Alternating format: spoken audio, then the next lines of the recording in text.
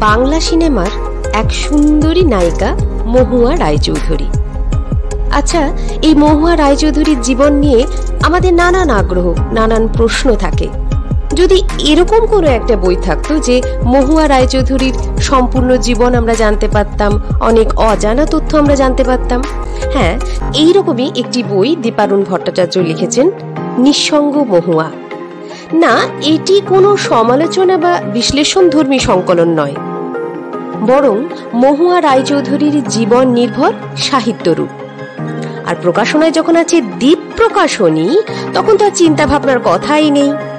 সাধারণ মানুষের, জনমানুষের আগ্রহ, প্রশ্ন উত্তর, নানান অজানা তথ্য, এসব নিয়েই মহুয়া রায়চৌধুরীর জীবন নিয়েই নিঃসঙ্গ মহুয়া দ্বীপ প্রকাশনী, আর রচনায় দীপারুণ ভট্টাচার্য। চলুন আমরা বইটি সংগ্রহ করি এবং পড়ে দেখি যে দীপারুণ ভট্টাচার্য মহুয়া রায়চৌধুরীকে নিয়ে ঠিক কেমন লিখেছে।